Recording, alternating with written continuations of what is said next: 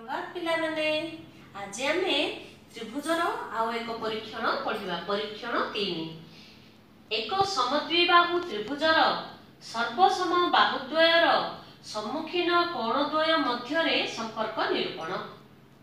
आमे जानिजे जेकोनोसी समद्विबाहु त्रिभुजरे केतोटी समान बाहु थाए? दुईटी बाहु परस्पर समान होई थाए। देखो मु तीनोटी चित्र 1 चित्र 2 और चित्र 3 तीनोटी समद्विबाहु त्रिभुज अंकन करछि।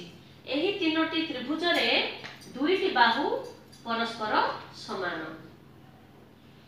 तीनोटी जाक त्रिभुज को मु एबीसी नाम रे नामकरण करछि। एबीसी त्रिभुजर एबी और एसी बाहु प्रथम चित्र रे एबी और एसी बाहु 15 सेमी 15 सेमी।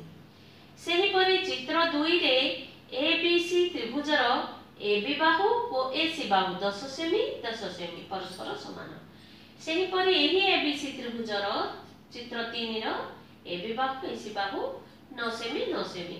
एठी मध्य दुईटी बाहु परस्पर समान। एही परि तुमे मध्य प्रोडक्ट रो राउंडर स्केल इत्यादि व्यवहार करी तीनोटी समद्विबाहु त्रिभुज अंकन करि परिबो। वर्तमान देखो म एठी गोटे टेबल अंकन करछि। एही टेबल रे विभिन्न जिंस मु एठु तथ्य नै कि एठी पूरण करिवि। कोन कोन मते एठी पूरण करियो पड़िबो? एबी बाहुर दैर्घ्य एसी बाहुर दैर्घ्य एम एंगल एबीसी व एम एंगल एसीबी। एठी एही एंगल एबीसी व एंगल एसीबी मध्य मु प्रोट्रैक्टर सहायता रे मापी लिपिबद्ध करिछि। प्रथम चित्र रे एबी बाहुर दैर्घ्य केते? 15 सेमी ओ एसी बाहुर दैर्घ्य मध्य 15 सेमी।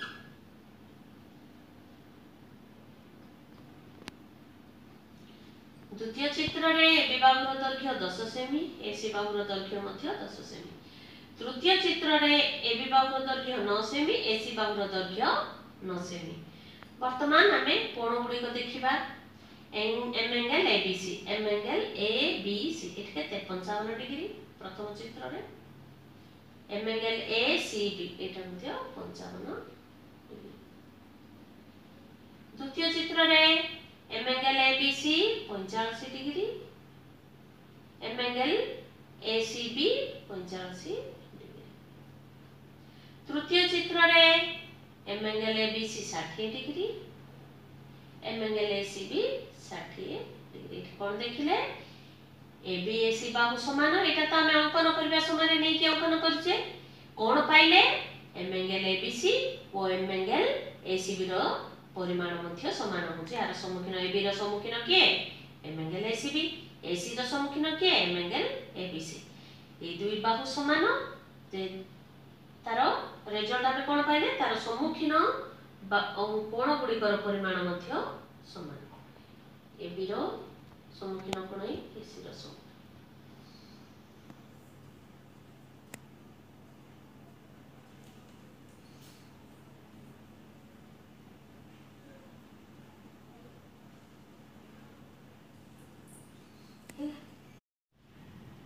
एही परीक्षण रु आमे केउ सिद्धांत पाइले?